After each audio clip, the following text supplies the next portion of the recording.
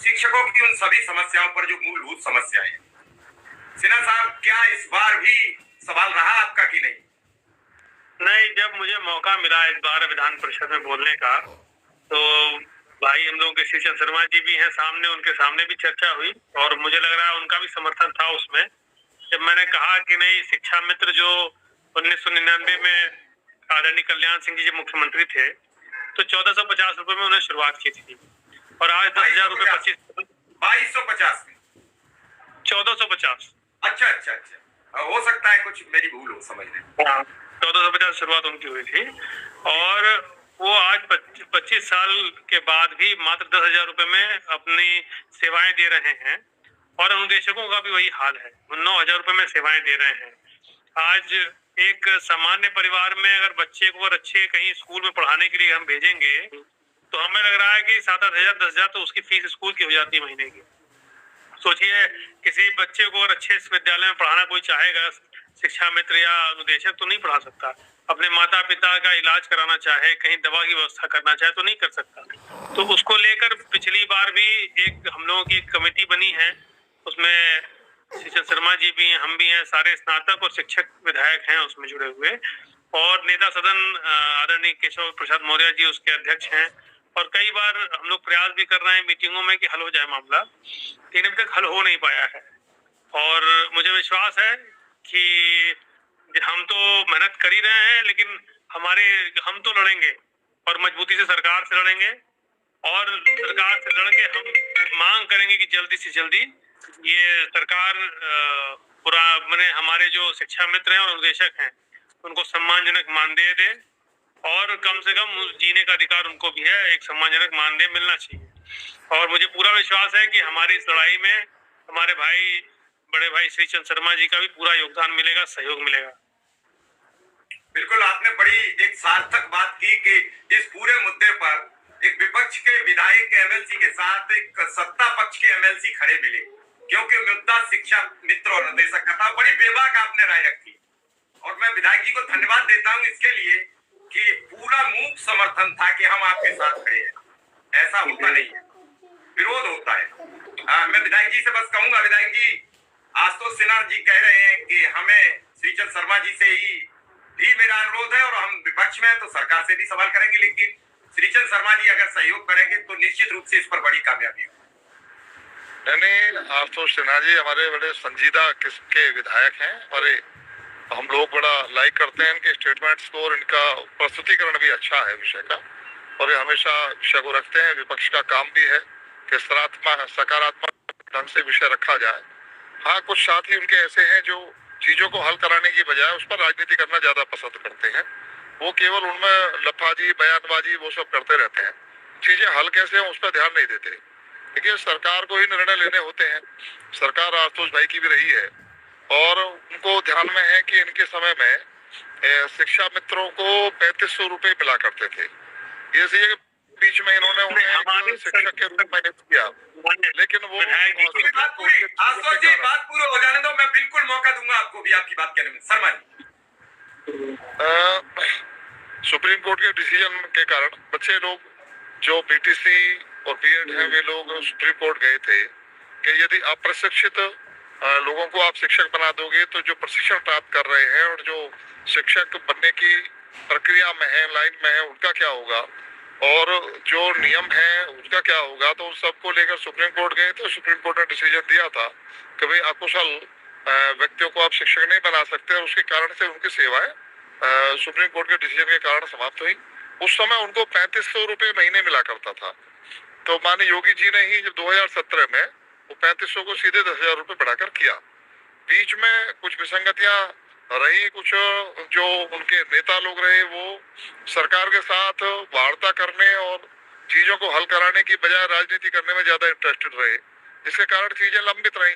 और मिश्रा जी आप जानते हैं, हमारे भाई माने आशुतोष जी भी जानते हैं कि हम लोगों ने शिक्षा मित्रों के लिए और अनुदेशकों के लिए सरकार में पैरवी की है। माननीय मुख्यमंत्री जी से मिले हैं बार बार, और माननीय मुख्यमंत्री जी ने हमें आश्वस्त किया है कि वो जल्द ही इनकी बाकी सारी समस्याओं का समाधान करेंगे और जितना भी मुनासिब हो सकेगा उतना अधिकतम इनका मानदेय और एक ऐसी व्यवस्था हम लोग बनाने का प्रयास करेंगे जिससे बार बार मानदेय बढ़ाने के लिए ना कहना पड़े, एक ऐसा मैकेनिज्म बन जाए जिस कमेटी में हम और मान्य आशुतोष जी हम सब ग्रेजुएट और शिक्षक विधायक शामिल हैं हमारे नेता सदन जी के साथ, उसमें भी ये इस बात पर सहमति बनी थी कि एक स्थायी समाधान बनाया जाए, एक मैकेनिज्म बन जाए कि सबको पता रहना चाहिए कि हर साल महंगाई के हिसाब से हमारा मानदेय इतना बढ़ेगा, तो कभी आवश्यकता ही नहीं पड़ेगी आंदोलित होने की। तो सबकी तैयारी चल रही है, उसमें थोड़ा वक्त लग रहा है। और दूसरे हमारे अनुदेशक जो मित्र हैं उनके स्थानांतरणों की तो व्यवस्था बन गई है, वो शुरू हो गया है। और अभी मैं पीछे सत्र के दौरान ही एसीएस सर से मिला था, हमारे मंत्री जी से चर्चा हुई है, तो जो हमारे शिक्षा मित्र हैं इनको भी स्थानांतरण का अवसर दिया जा रहा है और उसमें 3 विकल्प दिए जा रहे हैं। हमारी जो महिला शिक्षा मित्र हैं उनको 3 विकल्प दिए जाएंगे और जो हमारे पुरुष शिक्षा मित्र हैं उनको 2 विकल्प दिए जाएंगे।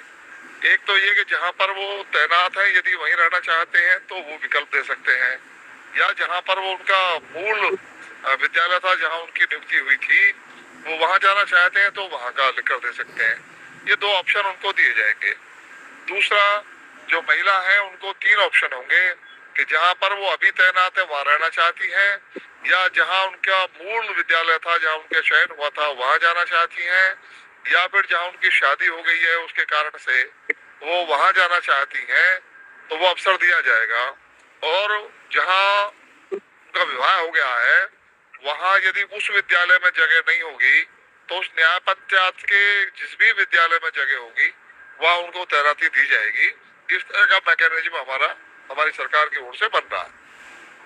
जी विधायक जी कुछ कह रहे थे आशुतोष जी, अब आशुतोष जी का नंबर है। मैं ये कहना चाह रहा था कि माननीय अखिलेश यादव जी जो मुख्यमंत्री थे तो उन्होंने शिक्षा मित्रों को नियमित करने का प्रयास किया और काम भी किया था, और माननीय उच्चतम न्यायालय के निर्देश पर और उनके वो सारी प्रक्रिया पूरी नहीं हो पाई। और माननीय अखिलेश यादव जी शुरू से ही चाहे वो शिक्षक हो, शिक्षा मित्र हो, अनुदेशक हो, सबके लिए सोचने का काम करते हैं और हम लोग भी लगातार लड़ने का काम करते हैं। और रही बात, आप समझ लीजिए कि शिक्षा मित्रों को कैसे हर बार जब इशू आता है, क्योंकि कम से कम 8,000 से ज्यादा शिक्षा मित्र काल के काल में समा गए, बहुत जिन्होंने अपने प्राण त्याग दिए और इसी आशा और उम्मीद के साथ कि हमें न्याय मिलेगा। और मुझे अच्छे से याद है जब चुनाव चल रहा था, 2014 का चुनाव चल रहा था, तब उस समय नहीं 2017 के चुनाव के टाइम पे हमारे देश के आदरणीय प्रधानमंत्री जी ने ये बात मंच से कही कि शिक्षा मित्रों के साथ अगर सुप्रीम कोर्ट में उनके खिलाफ निर्णय आएगा तो भी हमारी पार्टी और हम उनके साथ खड़े हैं, इसका मतलब अध्यादेश लेके आएंगे, उनको नियमित कर देंगे। तो शिक्षा मित्रों को लगा कि नहीं हम सरकार बनेगी तो नियमित हो जाएंगे, लेकिन आज तक वो नियमित हो नहीं पाए। और रही बात टेट सुपर टेट की परीक्षा पास करने के बाद भी बहुत सारे शिक्षा मित्र नियमित नहीं हो पाए।